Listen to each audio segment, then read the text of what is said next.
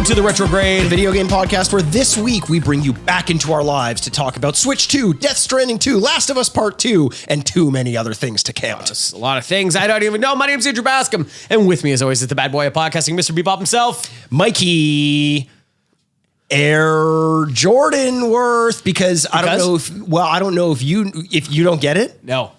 Wow. In that case, I don't think it's even worth explaining to you why I said that. Are you wearing Hanes underwear? I might be, and listen, just generally speaking, you know me, I'm always prepared with like a nickname for myself. You have like a book that you've opened up. You have hundreds of them right now. Yeah, so it's not like I'm ever going to hit record and just not have a name and then just make it up when it happens and expect you to do the heavy lifting to figure out. It's not like you forget every time that this is a part of the opening of this podcast, and then every episode, the hundreds of them. No, that's never happened to me, and I don't think it ever will. And that's why when I say Mikey Air Jordan Worth, if you don't know what it means, clearly you're the one who didn't put the work in. Also, it is so clearly one that you've done before too. Is it? Yeah. Did it win Space Jam maybe? Space Jam, NBA Street. I don't know, like something like that. No. No. What would you have done for that one? Why don't you test your metal here? Way better. Go to the book. I would have said Mikey Ebrenworth because of the hip hop influence. Nice. Yeah, the hip hop influence. Yeah, very good. yeah. Which is I know you feel in your life too. So, welcome back everybody, and welcome back to the Retrograde podcast. What? There was also, to be fair, a hip hop influence in Space Jam because of Bugs Bunny. Yeah, I would say the Retrograde podcast because of two characters. Obviously, yes, Bugs Bunny, and Wayne Knight. Newman. Welcome back. Yes, the Retrograde podcast. We're doing a little check-in. We have a lot to talk about. We are. So now it makes sense to me when you say check. I thought you said check up, and I was excited to play doctor all day long. Yeah, You're saying you don't want me to take my pants off? Yeah.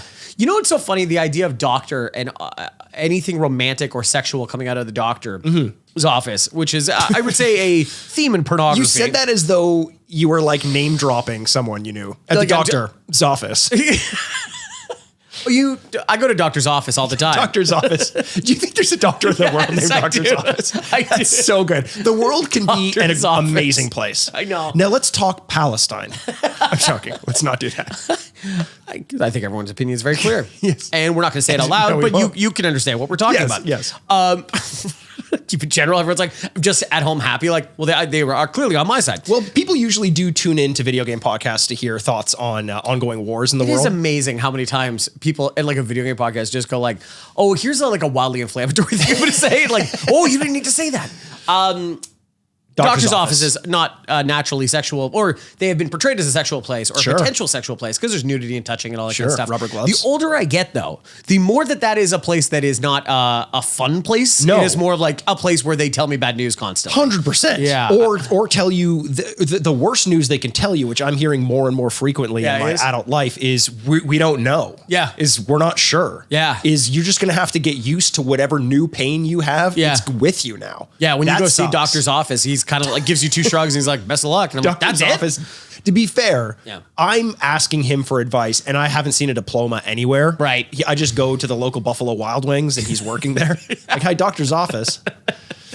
You just call him doctor. Yeah. Yeah. Okay. So where do you want to start? Like, obviously there's a lot of things that have happened since the last time we talked, which it's probably been a couple months. Well, actually, I think we should start with an apology. I'm sure there's lots of reasons why you could be. There are a lot of reasons why we should be apologizing, but one. What did Don't we worry, do? I'll cover you for this. Okay, thanks. One in particular, this is actually a we thing. Oh, it is? Okay. In fact, it's an us thing. In particular, a Last of Us thing. I like to think it's a Wii U thing. Hey, Andrew. That's a video game joke, everybody. That's a video game joke. That's even better than Mikey Air Jordan Worth. I'd hope so. We need to apologize because the last time we talked about The Last of Us, we were speaking about it as though we were halfway through the season. Yes. And then 2 days later, the season was over. We had talked after episode 6, I think it was. I think so, yeah. And we're like, well, they're probably going to 9. Yes. So why don't we check in now and we'll do a little check in afterwards. Mikey and I, we talk days later and go like, do you know the finale's tonight? It's like, oh, crap. And so because of that, I think because of the one episode to talk about, we didn't rush back. Also for another reason, we didn't rush back to talk about it. And I think it's time to finally talk about our feelings. The reason why I think we didn't rush back either was maybe it wasn't the greatest season of television. Maybe it wasn't the greatest season of television. And, we'll get into some thoughts on Death Stranding 2 and the Switch 2, but let's start with The Last of Us since we brought it up. It's no need for a segue. No. And because of that, we can just start talking The Last of Us and start talking about the news that Dr. Druckmann, who is a doctor in my mind. Dr. Ruckman. Dr. Ruckman, yeah, exactly. He said, or Dr. Uckman, actually. Uckman. Yeah, Dr. very Uckman. good. Yeah, that's yeah, good. Yeah. Any other good jokes that we can do about his name? Honestly, I stored these up like a squirrel with nuts in the winter, and now I've just blown it all, and I'm like, oh boy. He's stepping away from The Last of Us Part 2, TV show. As the TV show, and notably in his announcement didn't mention The Last of Us Part 3. Oh, he mentioned Heretic Project or whatever it's called. It's like intergalactic Heretic Project. I gotta tell you, it's the stupidest style I've ever seen in my life. Yeah. To the point that like I am a co-host of a video game podcast. Yes. I was like, nerd. Like, God. Yeah. Why do we have to name things like this? I hope that the name changes before the game comes out. Maybe this is just like a development name while they go. But the curious thing, that could mean one of two things. A, he's not ready to announce that The Last of Us Part 3 is in development. Or B, he's not involved in The Last of Us Part 3 development, which in my mind either speaks to something more under the surface, like some tension maybe between the creative direction of that the game is taking, or, some boredom with it being so heavily involved in the same IP for so long. What do you think about that? Do you think that affects the show, or do you trust Craig Mazin? Well, a lot of questions. I do trust Craig Mazin. Yeah. I think Craig Mazin is probably one of the more steady hands in Hollywood. Yeah. Steadier hand than Doctor's Office. Doctor's Office. That guy's shaking all over the place. He needs a couple of drinks in the morning to get straight. We could talk about season 2 a little bit in a second. Yeah. But Craig Mazin, by the way, if you listen to podcasts, and you probably do because you listen to this one, he has a great screenwriting podcast called Script Notes. It's really good. I listen to it all the time. And he just talks about story and development. Now, I would say is that I've heard from some people that they're a little concerned about this because he was the one that kind of pushed for an incompetent Ellie, like an Ellie that's not excellent at her job and stuff like that. Sure. I think the thing is, I think HBO looked at season 2 and went, all right, get into a room because one of you is coming out. Yes, kind of thing. True. There's also a really... You mean like based on the reception of the... Yes, I'm taking a wild guess that they're like, it's not like we want heads or something like that, but we do need to see a change. Yeah. Because I think most people would agree it was kind of disappointing season. Yes. I think the other one too is there's a really damning quote that Pedro Pascal said, or it's in an article of a conversation that Neil Druckmann and Pedro Pascal had. That Neil Druckmann directed a few of the episodes, and I think this is where the issue is coming from, where they're like, it's great that you're involved in the story that you helped create, but we have television directors that specialize in that specific job. Yep. And so supposedly they had like a conversation at one point, and Pedro Pascal was confused by what was happening. And he looked at him and said, do you like art? And it was probably a nice thing, like where he's like, I want to talk about art with you. But when you just say it like, do you like art? Jesus. It makes it sound like you are inept. Is this on set? Like he just turned supposedly, to him and, I know. So I just think it's probably just, they need to make a decision. Yeah. And I would say is that even if you disagree with Craig Mazin's choices of the TV show so far, it is now you're getting one person's point of view. I like that. That is no more compromises, no more nothing. It's just one game, whether you like it or not. I think it's interesting as well because we've seen the show take some turns that are unrelated to what we saw happen in the game. And if that's going to happen, I think I trust it happening more in the hands of someone who wasn't involved in the creation of the game. Not to call it a kill your darlings thing, but let's kill our darlings. Yeah. I love killing darlings. Which this game is kind of famous for. Yeah, you kind of have to do it. You do have to kill your darlings. You kind of have to kill your darlings. You're not going to get what you want out of this game. No. And I like that. I think the other thing is, if you're going to highlight anything about the last 2 seasons, the highest of highs have not really the game becoming a TV show. It's been the episodes of the TV show that weren't in the game. Yeah. And so you got to imagine one person is probably more responsible from that than the other. It's not the game creator. Yeah. It is, the television writer. Speaking specifically about the first season, the episode with Frank and Bill. Yeah. Frank and Bill? Bill and something like that. Yeah.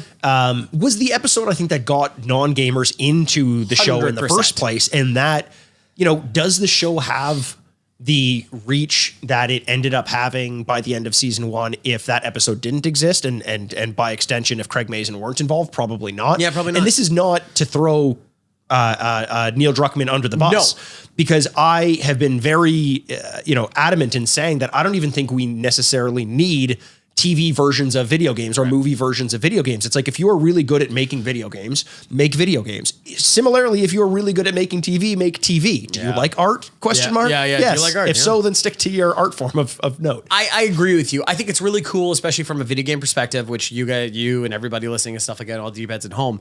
I think it's cool to get validation, where you get a creator who is not just in a form or in one specific, method of media. I think it's cool that they're like, you could do anything. And I think that's something encouraging for everyone in your own life, where you're like, you've been pigeonholed into a certain career, let's say, and you go, I could do so much more. And somebody else like this, Daniil Druckmann's like, you can do more. Yeah. And it's like, it's encouraging to see that. But then at the same time, it's like, yeah, you know what? We tried. And the second season wasn't as good as the first season. I think everyone can agree. We need the third season to be good. Let's just simplify He this still process. had more of a chance than anyone else in his situation likely would have had. Now, and this is all to say, like, we don't even know if that's the case, but I think there has to be something behind the scenes that had to do with why he's just stepping away at this time. But let's get to our thoughts then on the second season. We've been talking around it a little bit. You mentioned already that you didn't find it as satisfying, let's say, as the first season. What were some of the major pain points you had with the season? And maybe give it a rating out of 10 relative to The Last of Us Part 1. Let's say, or season 1. Yeah. If the first season is a 9. Sure. Because I thought it was pretty good. Yep, same. I think the second season is a 7. Okay. I don't think I hated it. I think some people really didn't like it. I didn't hate it either. But I also was like, there's a clear step back here. Yeah. I think losing Joel, which, by the way, the number of criticisms I'm going to say out loud that echo a lot of people's feelings about the second game too. There might be a reason for that. I think losing Joel as a central teacher, narrator, you do lose a little bit. Ellie, a lot of emphasis on Ellie and youth and not being, I don't know, like being a hothead and not being really excellent in this world yet, really come to the forefront when you're not playing a game and watching her back when she does stuff and being powerful because you're controlling her. For sure. But having to face her face on as she feels something about the world. Yep.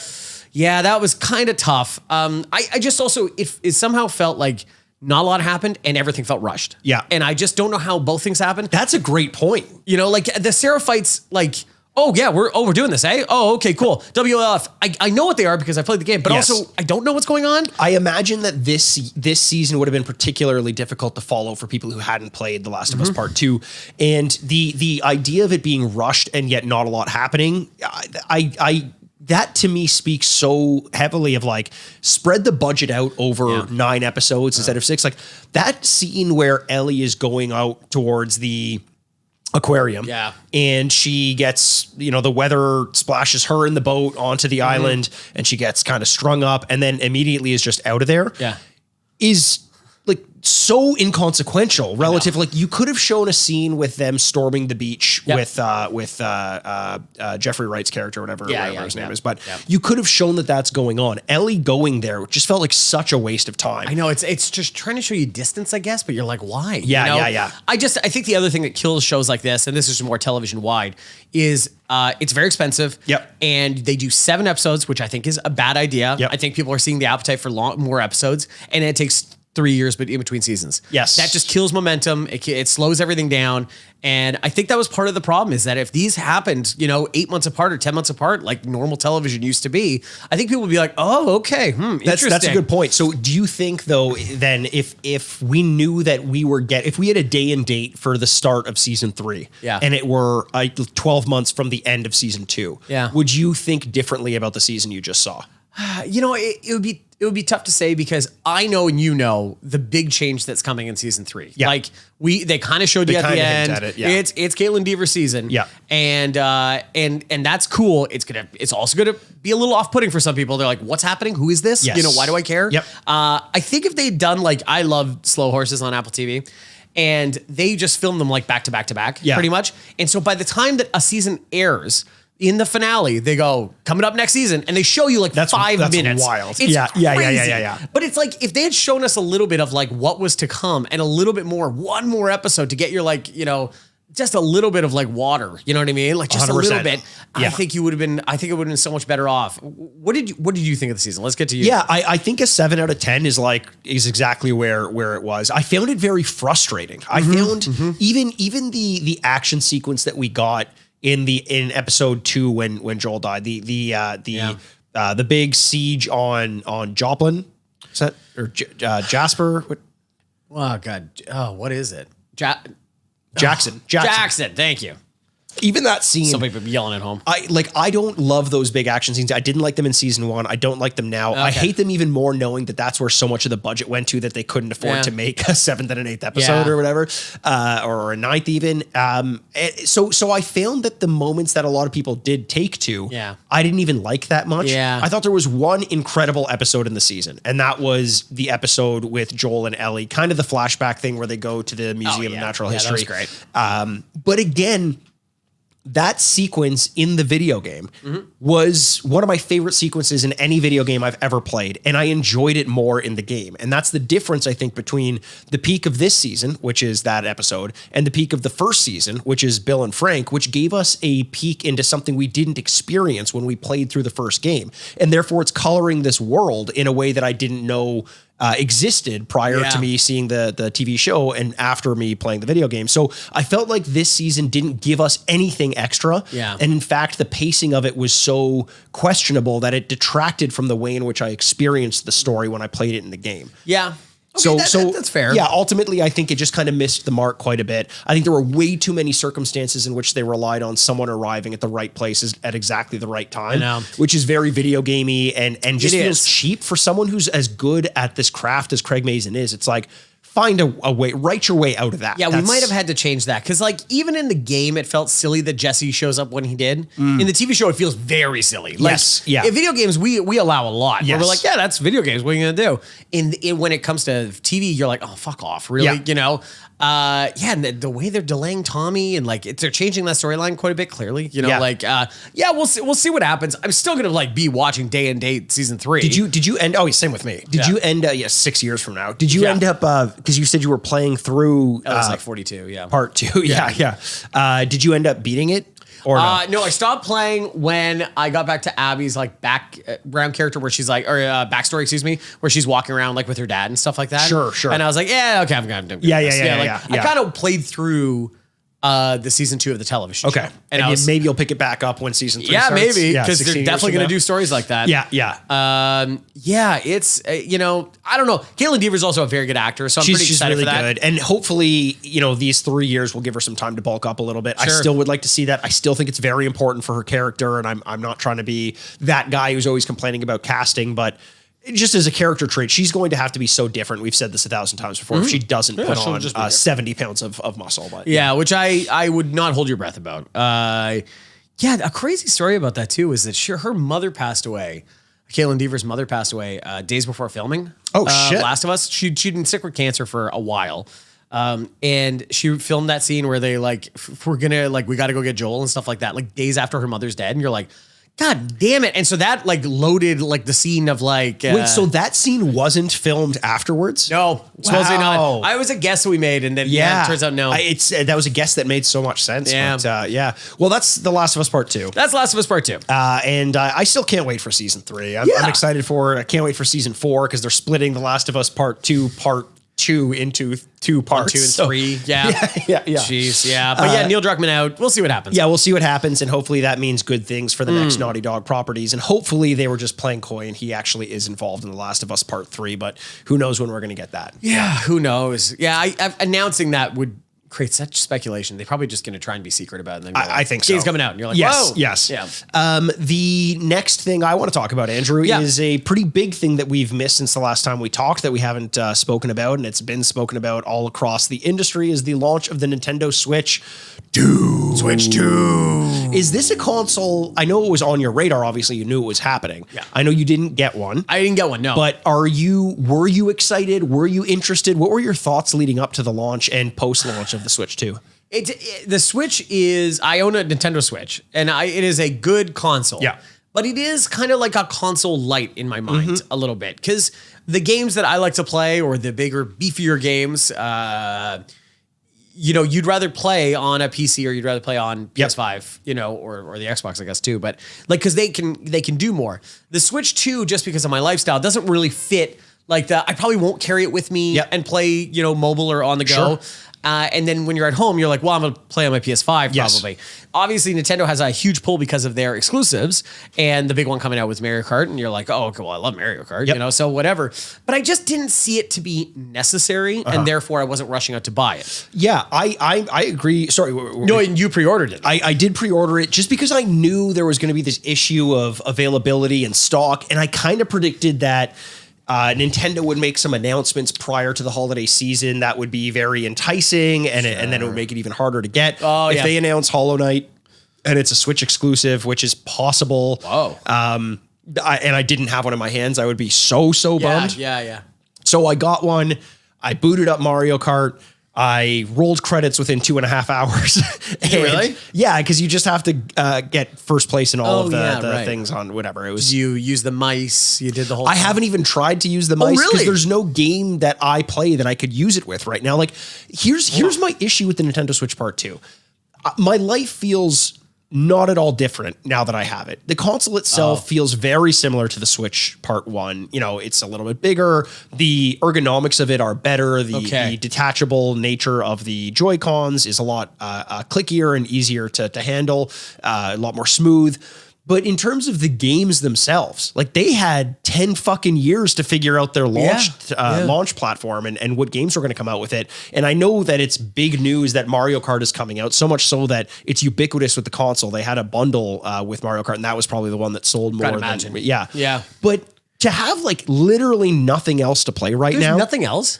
They have the upgrades to the existing games. Oh, okay, yeah. So Breath of the Wild gets an upgrade. Tears of the Kingdom gets an upgrade. There's a Kirby upgrade coming. A lot of these games, Super Mario Odyssey gets an upgrade. Okay. And I have to say, I did upgrade Tears of the Kingdom, and the load times are so much better. Okay. And playing at 60 frames a second feels so good. And HDR it's a beautiful looking game now.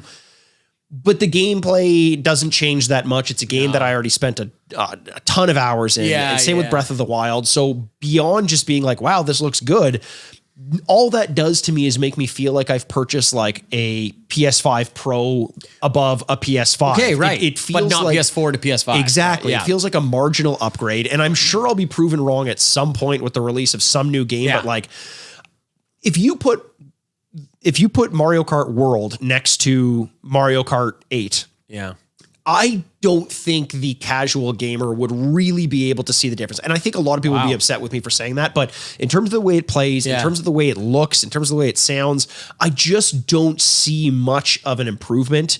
Not enough to justify like a leap in generations when they've had this long to figure it out. So ultimately, I'm disappointed with what it feels like to have a Switch. I agree with what you're saying when you're like, some of these, bigger, chunkier games, you want to play them on your couch, on your PS5, on something like that. I'm realizing that a handheld game, and this may just be a me thing, I don't love the idea of playing this massive open world, like in-depth game in handheld mode. Yeah. That is like a sit back on my couch or in front of my computer screen and really play it. I really want my handheld experiences to be a little bit more bite-sized or indie inspired. So like a Hollow Knight would be great. But even that, I don't have the option to play right now. It just feels so confusing to me that they had so long to figure this out. Yeah. And yet it launches and I'm stuck as to what I'm supposed to be playing on it right now. Yeah, right. No, I think that's totally fair. Yeah. It's tough. I know Nintendo knows what they're doing. Like they're very smart about this kind of stuff. And they're like, let's release it and we'll release it with Mario Kart. That'll sell millions of copies. It will, and it has. And then when we release Donkey Kong, because I think that's coming out. Yeah, that's coming out in July this month. Oh, it's coming out this month? Yeah. Oh, wow. Okay, cool.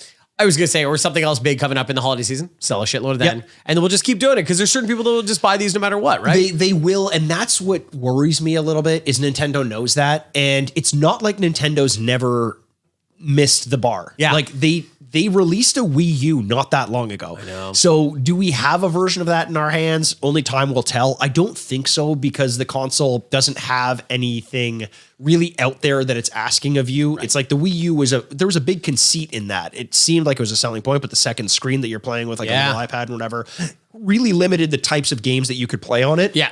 I don't think the Switch has that issue, but I just think that there's no reason to run out and buy it right now unless you're like a massive Mario Kart fan. Yeah. In which case I'd just say play Mario Kart 8 and, wait for the price drop, which never happens. Yeah. Like you can play as a cow That's pretty exciting. Oh, sorry, I forgot about that. Yeah, 10 out of 10. Yeah, I buried the lead on that one. Yeah. But if you don't like playing as a cow or you're a vegetarian, that's true. Then you're screwed. Might not be for you. Well, wait, okay. Might not be for Moo. And we're just gonna let that one. We're just gonna let that one breathe. Actually, Elliot, if you can actually extend the amount of silence in there, and just kind of maybe zoom in on Andrew's face while it's happening, and just show the smug grin that he's got. He's wiggling his eyebrows. Mm-hmm. I don't think the audience is done laughing yet.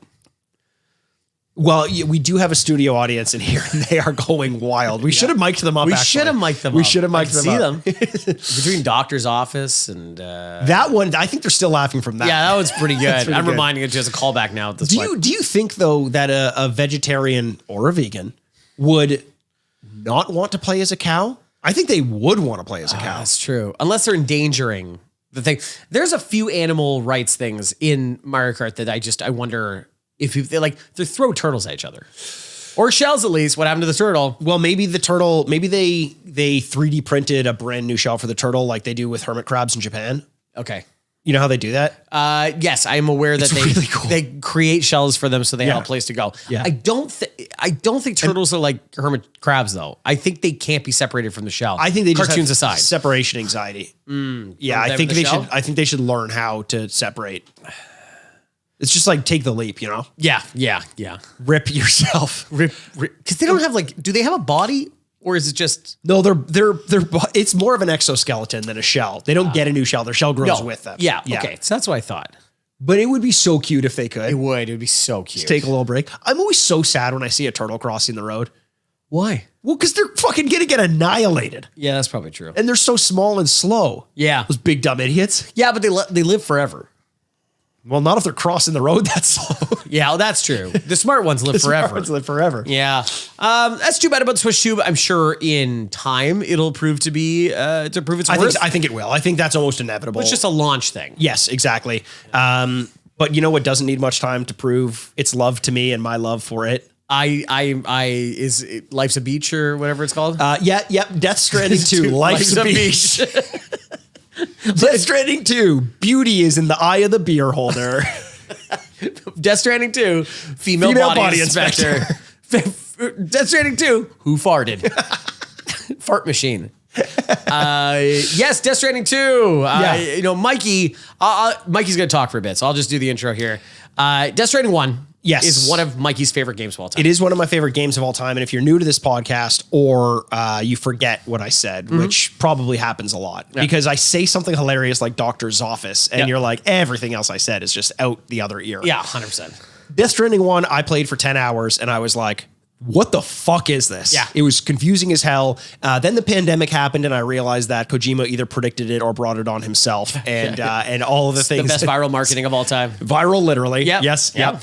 And I went back and played it the winter of 2020, roughly a year after its release. And I fucking consumed the hell out of that game after it came out. And it became one of my top 5 favorite games of all time. Wow. Top 10 maybe. So I can't remember the last time I was as excited for a game to come out. I had a fear that the game was going to change so much that it would be almost unrecognizable from Death Stranding 1 to Death Stranding Part 2. Kojima is known to do wacky things like that. I was excited for him doing that because I now trust him implicitly with whatever he wants to do. But I boot this game up and immediately it's like putting on an old pair of shoes. Yeah. I'm so familiar with all of the mechanics. They make some changes, some quality of life changes. The graphics are fucking incredible. It looks photorealistic at some points, which is really, really neat. There's a dedicated button to pan the camera out and make it like a cinematic sweeping shot, which is just Kojima knowing his audience. It's like there's always a needle drop for a really cool song, and then this really stunning vista of a landscape way out in the distance, and there's a ton of that, and it almost feels like it's pandering sometimes, but in the best way possible. I was worried they would change the mechanics to make it so that your encounters with the mules, which are like the enemies in the game, would be a lot more difficult because you could kind of exploit the encounters with them, which made it more predictable to me, and I kind of liked that about it. And they kept all that exactly the same. If anything, it's easier to fight with the mules and to fight with the BTs, which are like the ghosts in the game. Yeah. I'm big slimy guys. The big slimy guys that eat hot dogs. They eat hot dogs? Yeah. Oh. They eat hot dogs. Okay, in short, if you had to describe Death Stranding to someone that's never played the game. Oh, God. In short, what would you say it is? I would say it's a post-apocalyptic delivery simulator. Yeah, right. You are a character that carries boxes. Yep, you carry boxes and make deliveries from one shut-in to the next, and along the way you reconnect what would in our world probably be called the internet, but in this is called the chiral network. Now, what makes the game interesting is all the coloring that it does. So it's like, how does the internet exist? Well, there's this between time space called a beach, which is all of our individual connections to the afterlife where time doesn't exist. So all the computing for this internet takes place in this afterlife position. So we have this wild bandwidth where things can be computed immediately, and that's how the internet runs. It's almost like an element of quantum computing. Okay. So that's just like a weird coloring of that doesn't change how you go about the world, but it's just cool to envision yourself in that world. So I'm about, I would say, 7 hours in. I expected to be farther along in it, but I've been out of town. I had life was happening. One of the big fears I had was when I played through Death Stranding Part 1, I, for some reason, just had like a chunk of time that I was able to dedicate. Like I put probably 100 hours into it. Yeah. Like, I don't know how long it's going to take me to dump 100 hours into a game now. Yeah. I'm going to do my best at it. I feel the pull to play this game in the same way that I failed to pull to play like an Overwatch or a Marvel Rivals when I was able to do it. I can't wait to get back into the game every time I'm not playing. Oh, that's exciting. I'm really, really excited to be back. It feels like Kojima knocked it out of the park. The characters are still amazing. Norman Reedus is badass. Yep. There's so much that I can't really talk about yet because I know what's coming, but I haven't gotten there myself yet. Because people, there's like post-prologue, there's a few key things that happen that put you in different parts of the map and change the ways in which you can traverse that I know are going to come, but I haven't experienced it myself, so I don't know what my feeling about that is going to be. But what I do know is what I've experienced so far is that same level of addiction and dopamine release as I had in the first game. That's awesome. And I was worried that it would just feel stale if it was the same, or unfamiliar if it was different. And it somehow strikes that perfect balance of new and familiar. And I'm at peace. That's amazing. Yeah. So what makes this game difficult, and correct me if I'm wrong, is you have to stay upright. That's part of it. Yeah. I'm being just, for anyone who's never played this game, there's stamina management. Sounds like. There's how you pack your cargo. Yeah. There's making sure it doesn't get damaged, because when you're like running up a mountain and you fall, things will get damaged. Right. Yeah. There's also, I think the biggest thing that makes it difficult, and this sounds weird, is your own personal obsession with 100% completion. Because as you're completing a mission, so there's a core piece of equipment or something that you have to bring from one place to the next. Right. And as you're doing that, you see all these other scattered pieces of equipment across the landscape. And you can go get them, but they're 300 meters out of your way, and they're down a slope, and that means you might risk spending too much time outside with the other packages, which are now going to get damaged. There might be a mule camp, so you might get attacked and have the product stolen. There might be a BT, which means that you're not going to be able to move as fast, etc. You kind of make your life more difficult by picking up more items and going more out of the way to prevent yourself from that straight line shot to get to the end. And that's kind of your own difficulty marker. Like, you don't have to do that. You don't have to complete all deliveries, but you get obsessed with doing it. And that's what, if you can't rein in your own addiction, hey, welcome to life, bitch. It's just it's a metaphor for life. Yeah. Wow. So that's amazing. I'm so glad to hear that you like it, because I know how excited you were for it. And you're almost cautiously optimistic about this and jumping back into the world, which is such a specific and deep world, so much lore. I'm very happy that I didn't go back to play Death Stranding Part 1, because I thought about replaying it. Oh, interesting. And this was a couple years ago, and I'm like, I think I'm just going to hold off until Death Stranding 2 comes out, and I'm happy I did. Well, that's great. Because it just feels like they do really just strip you down to the bare bolts, like you were in Death Stranding 1, where it's like, you start by walking across just on your feet, and then you get like an exoskeleton, and then you get a car, and then you get a zip line, and then you get bridges, and et cetera, et cetera, et cetera. And you go back to starting with just like, go deliver this on foot. And it's nice to build it up, because then when you look back at the progress you made, you look back on those really difficult foot deliveries with like a level of sentimentality of like, I remember when I was just a lonely porter. It's like, it's a very satisfying progression that they have in the game. It's really, really great. nice. Yeah. I'm glad to hear that. Well, I'm sure we'll check back in soon enough, and you guys you're gonna let us know how you're doing in the game. I will, and I want you to let me know something, Andrew. What's that? Because apparently, they announced a new Street Fighter movie coming out. They did. There's a new Street Fighter movie coming out, and now I heard about the announcement. Yeah, I know that there's one absolute freak who is cast as M. Bison.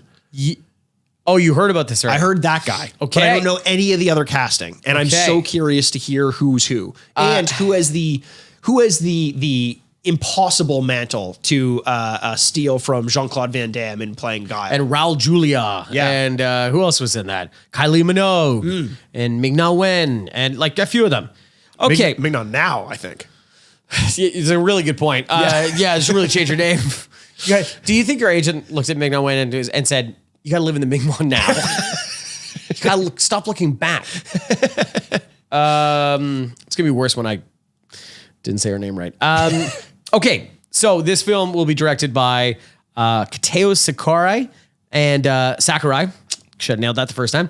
And it's going to be through 2026 through Legendary. Okay. Interesting. And Sony. Okay, here we go. Let's start with Ryu. It's Andrew Kogi. You will know him from certain things. I can't tell him off the top of my head. Noah Centineo is going to play Ken. Centineo. He's in a lot of like teen that YA. Rings a bell. Yeah. Yeah, he's in like a lot of Netflix like stuff like that. I'm sure there's a big thing he's in that I don't know about. And then Kalina Lang as Chun-Li. Okay. These are the ones that I'm kind of like, oh, okay. And then here's your rogue cast of characters coming in. David Desmelchin, this is who you're talking about, is playing M. Bison. Yes. He's just a big freak in everything. He's just absolutely, he's like what, I don't know who's freakier, him or Paul Dano, but yeah. It's a freak club. Yeah, I think that they join, and they're like, they look at each other like, look at my eyes, and he's like, look at my sunken smile. Yeah, and they just say shit like that to each other. He's a crazy story. If you don't know anything about him, I kind of famously, I think where everyone saw him was originally The Dark Knight, where he had a very small one-line role. Of being like the Joker henchman they caught. I think they saw him in Prisoners, right? With Paul Dano. Oh yeah, that's true. Prisoners. Yeah. He has a crazy thing where he's like an ex-addict. Like he was like living on the streets and stuff like that. Oh shit. And then he's now just like quite a good actor. And always is good and stuff. All right, next. WWE wrestler Cody Rhodes is playing Guile. I knew there was going to be a wrestler. I love that. This is not the only wrestler. Okay. There is more. Okay, wait. Let me guess. Does a wrestler play Zangief? No, I do not have a Zangief yet. Wow. There is some new Street Fighter characters in this that I am not familiar with. I haven't played a Street Fighter in a long time. So Street Fighter to me is Pokemon 151, where they kind of stopped after a point, and I'm like, oh, that's it. And then they're like, we made 15 more. And I'm like, yeah, not to me. Is Samoa Joe playing? I wish. No, I wish. Okay, next one for Blanca. He's already been brought up already. It's Doctor's Office. No, it's Jason Momoa playing Blanca. Oh, I hate it. You don't like that? That gives me a visceral ick. Big hairy guy? Muscular? He's not handsome? Round. Oh yeah. He's got I think Blanca needs to be a fucking freak like Paul Dano. I'm looking at that right there. I mean, that looks pretty good, Andrew. Yeah, I know. I don't know why you're not against this. I don't know, like he's on Ozempic or something like that, or steroids, because Blanca's looking ripped as shit. He is. Okay, moving on. If you didn't like Jason Momoa as Blanca, I'm sure you're going to love as Balrog. Wait. Balrog. Okay.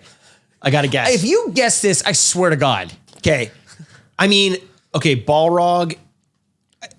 You want to say Terry Crews, but he's too old. He's too old.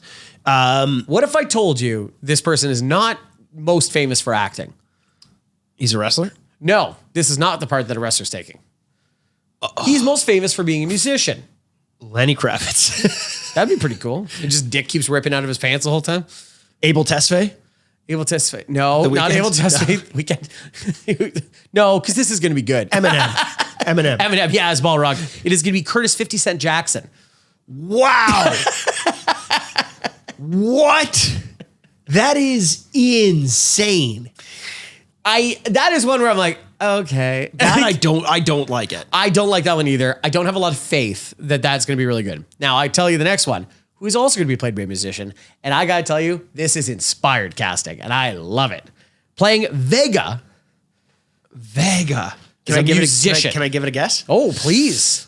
Inspired, and you at home guess. Inspired. You know who would make a good Vega? Yeah. Although he's not Spanish. Right. This person is also not Spanish, as far as I believe. Great. God, who played, why can't I think of his name? Who played Bucky? Played Bucky. Sebastian Stan. Yeah. Yeah, that'd be a good one. That would be a good one. Okay, no, I don't know who I can. So it's a musician. Yeah. It's Canadian. And it's Brian someone Adams. we've seen live together.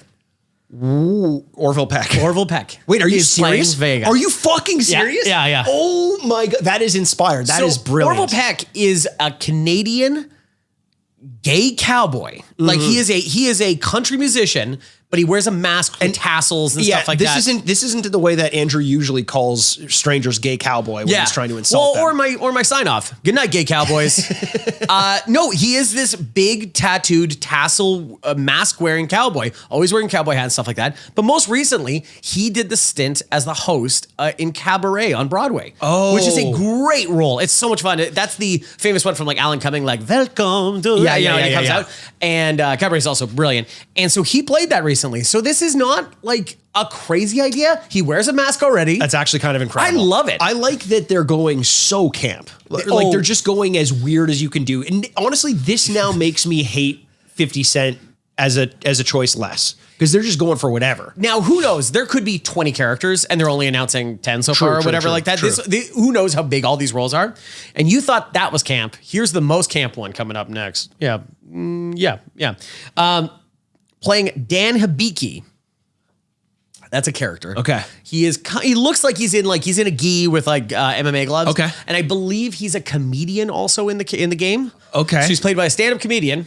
Chris D'Elia. You are so close, it's crazy. It's Andrew Schulz. What? Weird. Yeah, I don't know how I feel about this one. I think Chris D'Elia is a much worse person than Andrew Schultz. I wasn't doing it based on character. I think it was just more like tall, lanky, that crowd comedian. Kind of, yeah. You know, says edgy things. Mm-hmm. It turns out Chris D'Elia was doing edgy things. Yeah, was cast as the person who apparently he actually was. Chris D'Elia is playing a local predator in this one. I don't know what that's all about. And the last one, playing Akuma, which I believe is a bigger new character. Akuma is a classic character. Classic character? He's kind of like he's like an evolution of Ken and Ryu. I think he's like their dad or something like that. Yeah, I'll show you a picture afterwards here. Street Fighter fans are going to fucking hate us for I hate that I don't know it. I'm so sorry. I'm enjoying this. Please. Played by, this is kind of be tough for you, but it's played also by a wrestler. I would probably say the biggest wrestler in the world at this point. Rhea Ripley. Wouldn't that be great? That'd be so cool. Oh, mommy, crush me. Please. Yeah, just kill me. I was going to say, who's the guy who beat The Rock? Or he has like the family, head of the family, Roman Reigns. Roman Reigns. Boom. Oh, there you go. Oh, I can see that. That's pretty good. Roman Reigns. Roman Reigns clearly wants to get into acting. Well, that's the move for the biggest wrestlers of all time. He also has got the frame. He looks the part. He knows how to act. I'm so surprised Batista's not in this anywhere. I know. Well, Batista's probably like, who's directing it? Oh, not Scorsese? Nah, I'm sorry. Take a pass. Him, man. I love Batista. I only do art films and Prime movies you'll never heard of ever again. Exactly. But yeah, those are the Street Fighter characters. I'm so sorry about all the mispronunciations. That's pretty solid. I'm very curious to see what we're going to get here because that is a wild cast of characters. I would say that the three, Ken, Ryu, and Chun-Li, are cast actual by actors. Yeah. The rest are like colorful rogue gallery people who might pop in for a scene or two. I don't know. I was going to say, based on the casting, I can't imagine they're going to let Orville Peck, an unproven actor, hold a ton of screen time in this. I would say of those people that we named, he might be the fourth best actor in that thing. 50 Cent's been in a few movies though. Right. Okay, no. I'm not disagreeing with that, but they weren't good and he wasn't good in it. Yeah, and Jason Momoa, who's been in a lot of movies, is also not a good actor. It should be Jason Momoa. Then Orville Peck. But I'm just saying is that Orville Peck was on Broadway for 4 months. Like, it's not like... Yeah, that is kind of It's not light work, you know what I mean? Yeah. Whereas like who the hell knows? Roman Reigns does like 8 hours of television a week and like, so I guess this is why we're not getting a new fucking Orville Peck album. I've been waiting. This is so annoying. He's been doing everything but music. Everything but... He did like a duets album, which wasn't good. Yeah. Oh, that's too bad. And then he shows up on Drag Race and it's always the funniest thing in the world. Yeah, he's so good. Because then everyone's like, you're sexy. And he's like, okay, do you guys want to sing or what's going on? They're like, you're sexy. Let's run away together. You know what? Can't blame him. Sexy man. Okay. What else do we want to talk about? I think that's it, Andrew. No way. Come on. I think I've got most of my stuff off my plate. I've been honestly. What's the best movie you've seen this year? Oh God, the best movie because we're halfway through the year. Seen all year. Put me on the spot. Why don't you? You know what? I'll talk about mine and you name it. Because I'll say a couple here. I would say number one. I think it's pretty close now. Is probably Sinners. Sinners was a lot of fun. I loved Sinners a lot. I think the music's really cool and my number one movie is Black Bag by far. Oh, Black Bag. There you go. What a wonderful movie. Yeah. And then 28 Years Later is really good. I can't wait to see that. I might try to see a Sunday matinee if I can get out and go. Okay. Yeah. Yeah, you should. And it's like you know what? Let me talk about because I just saw F1. Oh, great. Please. I just saw it. And convince me because I want to see it. If anyone's gonna go see it, I would say go to the loudest IMAX theater you can. Now we're really spoiled. We live in a city. And so they're plentiful. Yeah, we don't like you listeners who live in the fucking country bumpkin nowhere. God's country. Morgan Wallen's God's country. Morgan Wallen, a name I know, and I couldn't tell you a single thing about. You said it, and it took me 30 seconds to place where I know that name from. Couldn't pick him up lineup. Couldn't name a song. Is that a pornographer I know? Yeah, sure. Maybe. Yeah. Doctor's office. Doctor's office. But okay, I'll talk about F1. 28 Years Later is really, really good. F1 is kind of the same idea. If you're gonna go see it in an IMAX theater. Yeah. If you're gonna go watch it at home, just set your expectations much lower because this was such a thing that they had shot so clearly to be as loud and as big as possible. And my player one and I went to go see it, and we sat in like the second row of the second section. You know what I mean? Like not the one where you're like I was gonna say upwards. That's a lot. But this one was still a lot, right? And they shot it so loud and so big. And Joseph Kosinski directed it, who also did Top Gun Maverick. Yep. Before he was a movie director, he was an aerospace engineer. And so not a big deal. Not a big deal at all. Yeah. And so when they talked about Maverick and creating these cameras that they could fit into fighter jets that wouldn't fuck with the planes at all, but also allowed these really crazy stories of like the actors had to kind of like turn them on for them and stuff like that. That's and like so wild. He had no idea. So you just sit there for hours and come back and go like, so do we get stuff? Yeah. Same thing was this, where he goes, these F1 cars are $300 million cars, right? And they are built to the nth degree, so that if we put a camera on them, they wouldn't run the same way. Turn right properly. Exactly. And he goes, then there's no point in shooting the inside the car. Yeah. So they invented new cameras that were like lightweight. And the number of things that, and I this is going to sound so small and stupid, but clearly the actors are driving the cars, which is really cool. But the camera will look at them and then we'll be able to turn around to see what they look like and then come back around. Small 180 motion, but when you're in the middle of a race and doing stuff, it is crazy how like you're gripping the chair like you're going to snap. That's incredible. It is so cool. It is so corny. It is so stupid. Anything that you think is going to happen, that's what happens. By the way, that's exactly what you're right. You nailed it. But yet, like Brad Pitt is a movie star, and it's kind of impossible not to watch him. Yeah. And then every 5 minutes, also go, God, he's so handsome. He's so handsome. Oh my God, he's so handsome. Whoever his plastic surgeon is, unfair. Unbelievable. Unfair. It is crazy. And it's a movie star role. It's movies like they made in the 80s. They made 5 of them a year. They don't make them anymore. Yep. And it's really fun and loud and stupid.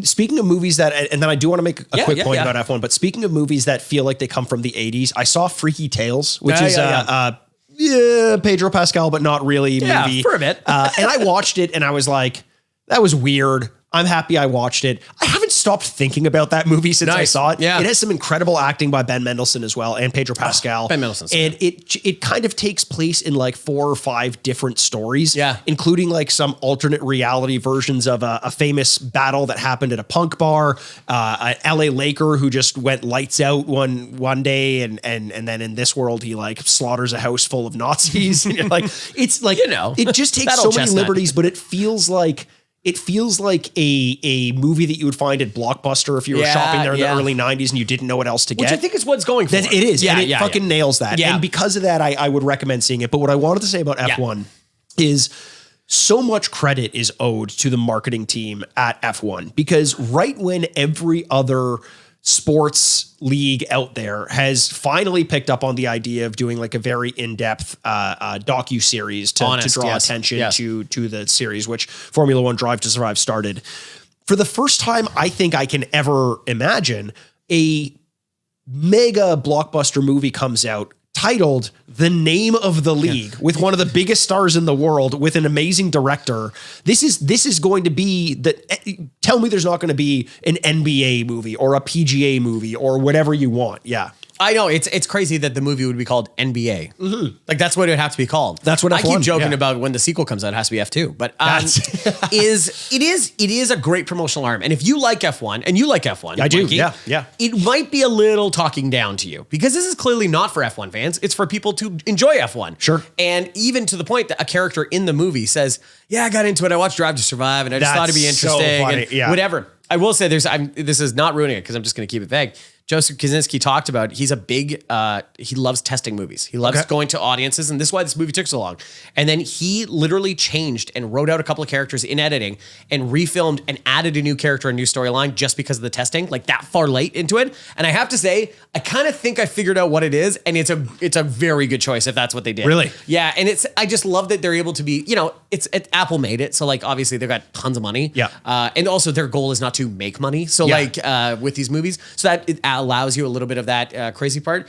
And then it just gets you every good character every good small role is like a good actor. Like even Carrie Condon, who I love, who is in Banshees of Inisherin, she's the sister. Yep. She is the scientist, the tech driver or the tech director, excuse me, for the team. They just let her use her real accent, like the real Irish accent, and it's thank God. Well, great. I mean, there's so much multiculturalism in F1 anyway that it would be weird if everyone had no accent or an American accent. I love that they let her do that because it like also sounds so much more authentic instead of she was like, "Hello." Would you like a Pepsi? But I will say the other thing that it's just about movies that drive me crazy because we talked about it over 28 years later too, and now with F1, it's people like, that movie cost $300 million. That's like such a big thing that like, why do we all know this? It's like, I don't care. This is not my money. Why does this? It's like, it only made. Do you not think you have to hold a movie to a slightly higher standard when it has that budget though? No? I guess. I just would often say the best reviewed movies or the movies that win awards are never like, this movie cost $220 million. Unless we're talking Avatar. Unless we're talking, good point. But I'm just saying, it's just so weird that it's kind of like, whatever. The only thing I'd say is when you watch this, inevitably we can talk about this.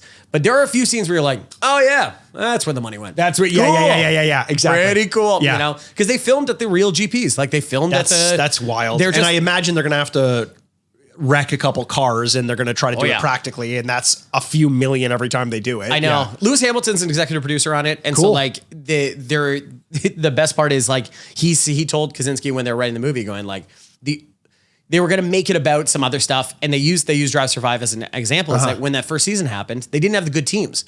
And so it was kind of interesting to talk about the bad teams. 100%. And what it's like to just try and place, try and finish. Yep. And Hamilton included in the script saying like, there's only really one competitor out there that you're actually even with, and it's your teammate. Yes. Because they're the only one driving the exact same car. And there's such a tech advantage that I now know of. Man, could I tell you about tire temperatures? Oh, this movie about tire temperatures. I like that. Oh my God. Like that. Just constantly. I remember I was watching a race once and the announcer is like, they're like, I can't remember who. Oh yeah. They're like, oh, Sergio Perez. There's no one in the standings who's better at maintaining the tire temperature of his front left tire for that. And I'm like, what the fuck does that even mean? And I'm like, the whole time it's like, and he's got fresh tires, so he's going to lap. And I'm like, or he's going to box. And I'm like, the whole time I'm like, this is for me. This is not for a real fan. Because I'm like, I'm sitting there going, oh, no, but honestly, even what you say, when you say that, that is what every race is about. Yeah. Is when do you box? How frequently do you box?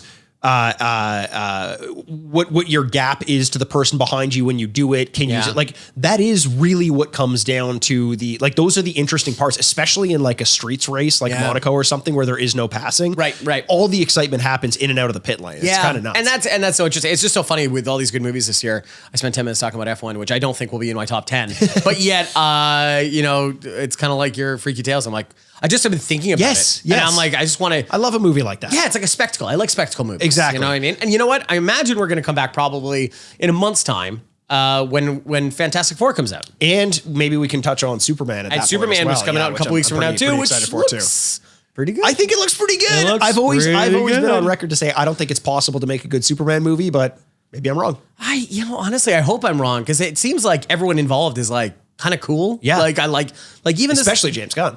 A famously normal man. So there you go. So lots coming up, and honestly, thank you so much for listening because it has been a nice break. And if the fact that you guys are still coming back, it really says a lot and we really, really appreciate it. And we're going to try and do this as much as we can. Hell yeah, dude.